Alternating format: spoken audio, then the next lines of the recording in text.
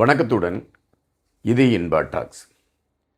ரணில் விக்ரமசிங்கே ரொம்ப அமைதியாக இருந்தார். திடீரென்று அவரை குறித்த செய்திகள் ஒரு பரபரப்பாக மாறியிருக்கிறது. தற்பொழுது ரணில் விக்ரமசிங்கே எடுத்திருக்கக்கூடிய நகர்வுகள் ஆட்சி பீடத்தில் இருக்கக்கூடியவர்களுக்கு மிகப்பெரிய அது எதிர்ப்பை கொடுக்குமா, அல்லது ரணில் விக்ரமசிங்கே தன்னுடைய ராஜதந்திர நகர்வுகளால் மீண்டும் ஆட்சியை நோக்கி நகர்வதற்கான ஒரு களத்தை அவர் கையில் எடுப்பதற்கு முயற்சி செய்கிறாரா? அவர் பின்னால் இயங்கிக் கொண்டு இருக்கக்கூடியவர்களுடைய இரகசிய நகர்வுகள் என்ன? இவைகள் இன்று இலங்கையின் மிகப்பெரிய ஒரு பேசுபடு பொருளாக மாறியிருக்கின்றன. இந்த காணொளியில் நாம் அவைகளை மையப்படுத்திய செய்திகளைத்தான் பார்க்க இருக்கின்றோம். கொழும்பில் மல்வீதியில் ரணிலின் அலுவலகத்தில் வைத்து இந்த இரகசிய கூட்டம் மேற்கொள்ள இருப்பதாக குறிப்பிடப்படுகிறது. இந்த கூட்டத்தில் பல விடயங்கள் குறித்த செய்திகள் எடுத்து வைக்கப்படும் என்றும், ரணில் அவர்களுடைய அடுத்த நகர்வுகளை மையப்படுத்திய செய்திகளாக அவைகள் இருக்கும் என்ற செய்தியும் எடுத்து வைக்கப்படுகிறது. என்ன நடக்கிறது என்பதை குறித்து நாம் அறிய வேண்டிய செய்திகளும் இருக்கின்றன. ரணில் விக்ரமசிங்கே இந்த பெயர் இலங்கை அரசியல் களத்தில் மிகவும் உன்னிப்பாக அல்லது உற்று நோக்கக்கூடிய ஒரு பெயராக இருக்கிறது. பல காலகட்டங்களில் இலங்கை அரசியல் களத்தில் அசைக்க முடியாத சக்தியாக ரணில் விக்ரமசிங்கே இருந்திருக்கிறார் என்பதுதான் பதிவு. சமீபத்தில் கூட ஆட்சியாளர்களால் பொருளாதார வீழ்ச்சியில் இருந்து இலங்கையை மீட்டெடுக்க முடியாது என்ற நிலை வந்தபொழுது ஒட்டுமொத்தமாக அனைவருடைய பார்வையும் திரும்பியிருந்த இடம் ரணில் என்கின்ற பெயர்தான். இயக்கத்தை சார்ந்தவர்கள் ஒருங்கிணைந்து பயணித்தால் கண்டிப்பாக தமிழர்களுடைய ஆளுமை இந்த மண்ணில் மிக தீவிரமாக உருவாகிவிடும் என்று கணக்கிட்டிருந்த ரணில் விக்ரமசிங்கே அந்த இயக்கத்தை எப்படி இரண்டாக பிரிப்பது என்று திட்டமிட்டு பிரித்தாளக்கூடிய ஒரு விடயத்தை அவர் கையில் எடுத்தார். அதன் அடிப்படையில் இயக்கம் இரண்டாக உடைவுபடுவதற்கான ஒரு களம் எடுக்கப்பட்டது. அது ரணிலுடைய நரித்தந்திர நகர்வு அல்லது சகுனி விளையாட்டு என்று பார்க்கப்பட்டது. இயக்கத்திலிருந்து ஒரு குறிப்பிட்டவரை வேறொரு கோணத்தில் திசை திருப்பி இயக்கத்தை உடைக்க வைத்து 6000 போராளிகளை வெளியே கொண்டு செல்லக்கூடிய களங்களை ரணிலுடைய யோசனையின் பேரில்தான் எடுக்கப்பட்டது என்பது பரவலாக பேசப்பட்ட ஒரு விடயம். எனவே திட்டமிட்டு காய்களை நகர்த்தி தான் எதை நோக்கி நகர்கிறோமோ அதை மிக தெளிவாக எடுத்துக்கொண்டு செல்வதில் ரணிலுக்கு நிகர் ரணில் என்றுதான் பலரும் குறிப்பிடுகின்றார்கள். ரணில் விக்ரமசிங்கே ஜனாதிபதியாக பதவியேற்று அவர் தொடர்ந்து கொண்டிருந்த அந்த சூழலில் பாராளுமன்ற தேர்தல் வருகிறது. பாராளுமன்ற தேர்தலின் அடிப்படையில் அனுரா அவர்கள் ஆட்சி பீடத்திற்கு ஏறக்கூடிய களங்களாக அவைகள் மாறிவிடுகின்றன.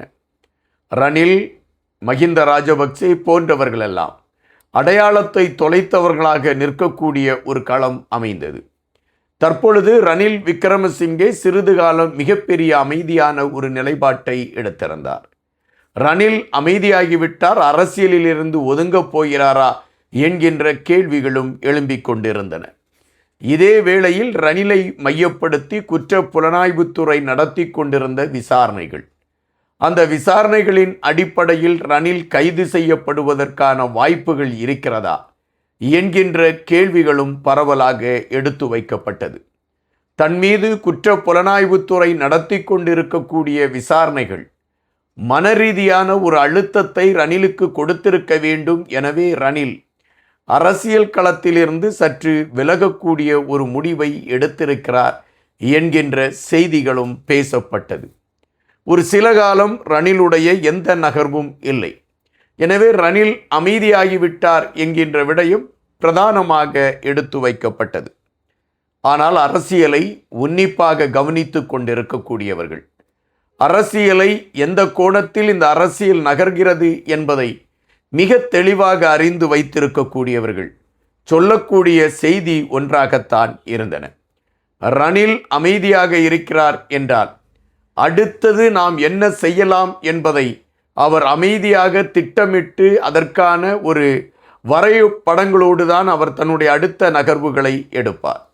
அப்படித்தான் இப்பொழுதும் அவர் அமைதியாகி இருக்கிறார் என்பதின் பின்னணியில் இரகசிய ஆலோசனைகளும் இரகசிய நகர்வுகளும் எடுக்கப்பட்டு கொண்டிருந்திருக்கிறது என்கின்ற செய்திகள் வருகின்றன. அதன் அடிப்படையில் தற்பொழுது ரணிலுடைய அடுத்த நகர்வுகள் இருக்கும் என்றும் அந்த நகர்வுகள் ஆட்சியாளர்களுக்கு மிகப்பெரிய சிக்கலாக மாறும் என்ற செய்தியும் வருகின்றன. அதுபோல வெளிநாட்டு பல தலைவர்களோடு மிக நெருக்கமான தொடர்பை ரணில் எடுத்திருக்கிறார். அந்த தலைவர்களோடு அவர் பேச்சுவார்த்தை நடத்துவதற்கான களங்கள் எடுக்கப்பட்டிருக்கிறது என்கின்ற இன்னொரு தகவலும் வந்த வண்ணம் இருக்கின்றன. அப்படியென்றால் இலங்கை அரசியல் களத்தில் ஒரு பரபரப்பான நகர்வை நோக்கி கொண்டு செல்வதற்கான ஒரு காரணகர்த்தாவாக, சூத்திரதாரியாக, ராஜதந்திர நகர்வுகளை கையில் எடுத்துக்கொண்டு பயணிக்கின்ற ஒரு மனிதராக ரணில் விக்ரமசிங்கே மாறிக்கொண்டு இருக்கிறாரா என்ற கேள்விகளும் எழும்பாமல் இல்லை. தற்பொழுது உள்ள சூழலில் ரணிலை சார்ந்தவர்கள் எடுத்திருக்கக்கூடிய நிகழ்வுகள் என்ன என்பதை குறித்து நாம் ஆய்வு செய்த பொழுது நமக்கு கிடைத்திருக்கக்கூடிய செய்திகள் என்னவென்றால், ரணில் விக்ரமசிங்கே இந்த சமூகத்தை நாம் எப்படி அணுக வேண்டும் என்கின்ற நிலைப்பாட்டில் நாம் சற்று தவறிவிட்டோம். எனவே இந்த சமூகத்தை இப்பொழுது உள்ள சமூக வலைதளங்கள் மூலம்தான் நாம் அவர்களை இலகுவாக சென்றடைவதற்கான ஒரு களம் உருவாக்கலாம். எனவே அதற்கான முயற்சிகளை நம்மளுடைய கட்சியை சார்ந்தவர்கள் எடுக்க வேண்டும் என்ற அறிவுறுத்தல் எடுத்து வைக்கப்பட்டிருக்கிறது. அதுபோல தான் சார்ந்த நிகழ்வுகள் அனைத்துமே சமூக வலைதளங்களில் ஒரு பிரதான தளத்தை நோக்கி நகர்வதற்கான முயற்சிகள் எடுக்கப்பட வேண்டும் என்பதை மையப்படுத்திய செய்திகளை ரணில் விக்ரமசிங்கே எடுத்து வைத்திருக்கிறார் என்கின்ற தகவல்களும் வருகின்றன. தற்பொழுது உள்ள சூழலில் ரணில் விக்ரமசிங்கே இறங்கி இருக்கக்கூடிய நகர்வுகள் கண்டிப்பாக ஆட்சியாளர்களுக்கு பெரிய தலைவலியை கொடுக்கும் என்று சொல்கின்றார்கள். பலருடைய கணிப்பு இன்னும் சிறிது காலத்தில் இலங்கை மிகப்பெரிய ஒரு பொருளாதார வீழ்ச்சியை சந்திப்பதற்கான வாய்ப்புகள் இருக்கிறது என்று பலரும் குறிப்பிடுகின்றார்கள். அது பொருளாதார நிபுணர்களாக இருக்கலாம், அரசியல் ஆலோசகர்களாக இருக்கலாம், அரசியலின் முக்கிய தலைவர்களாக இருக்கலாம்.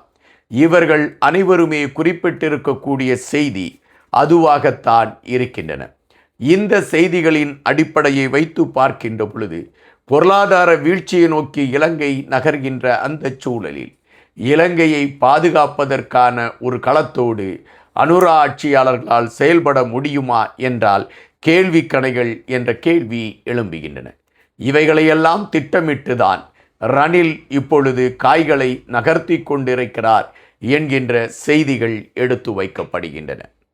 இலங்கை அரசியல் களத்தில் மீண்டும் ரணில் என்ற பேச்சு இப்பொழுது பரபரப்பாக பேசப்படுகிறது.